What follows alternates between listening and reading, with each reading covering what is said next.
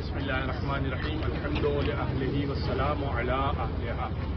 Be be شریفہ بنت حسن نام سے ہی واضح ہے کہ جناب حسن کی بیٹی ہیں۔ اب یہ جناب امام حسن کی بیٹی جو مدینہ میں رہتی تھی وہ یہاں کیسے آ گئی، اور یہ جگہ جو ہے وہ ہلا ہے، یہ یہاں پہ کیسے آ گئی؟ روایت یہ کہتی ہے کہ یہ شہدائے کربلا میں موجود تھی، اور چونکہ جیسے جناب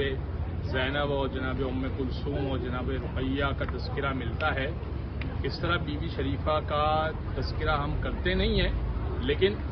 ہے ان کا بھی تذکرہ، اور یہ شہدائے کربلا میں تھیں۔ جب کاروان کو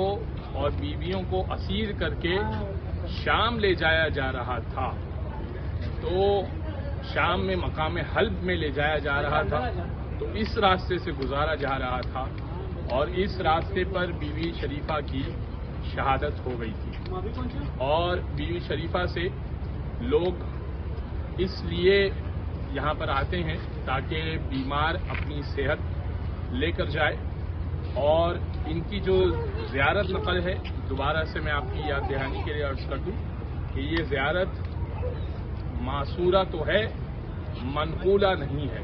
یعنی وہی بات کہ کس طرح سے سلام پیش کیا جائے یہ بیان کیا گیا، اور علماء سے تعلیم ہم تک پہنچی کہ یہ سلام اس طرح سے اندر جا کر پیش کیا جائے، کیونکہ ہمیں سلام پیش نہیں کرنا آتا اہل بیت اطہار اور مخدرات اہل بیت اطہار کو، تو یہ سلام پیش کرنے کا ایک طریقہ ہے۔ زیارت ان کی نہیں ہے، غیر معصوم کی میں نے بتایا تھا کہ غیر معصوم میں فقط 2 افراد کی زیارت ہے، تو جب زیارت نہیں ہے تو نماز زیارت بھی نہیں ہے، لیکن اندر جا کے کیا کریں گے؟ تو پھر اندر جا کے یہی زیارت نامہ جو دیا گیا ہے اس طریقے سے سلام پڑھیں، یہ آپ یہ ایک جملے میں سلام کہہ دیجیے کہ السلام علیکہ، السلام علیکی یا شریفہ بنت حسن المجتبیٰ، یہ سلام کہہ دیجیے، یا پھر یہ تو سلام ہو گیا، اور 2 رکعت نمازیں ہدیہ پیش کر دیجیے، اور یاسین پھر میں عرض کروں گا، اب آپ ظہر اثر پڑھیں گے تو یاسین ہدیہ کرنے کی بڑی تاکید آئی ہے۔ اس کے علاوہ 7 مرتبہ سورۃ قدر کی تلاوت ضرور کیجیے گا۔ وآخر دعوانا ان الحمد للہ رب العالمین۔ پروردگار آپ کا یہاں پر آنا قبول کرے، بیماروں کے لیے ضرور یہاں پر، اپنی بیماری کے لیے بھی، اور دیگر کوئی بیمار ہے تو یہاں پر ضرور دعا کیجیے گا۔ انشاءاللہ بہت سارے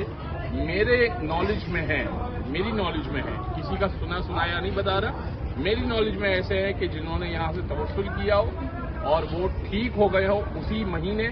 یا انہی چند ایام میں، تو بیماروں کے لیے شفا یابی کی ضرور دعا یہاں سے ان کے توسل سے کیجیے گا۔ وآخر دعوانا الحمد للہ رب العالمین۔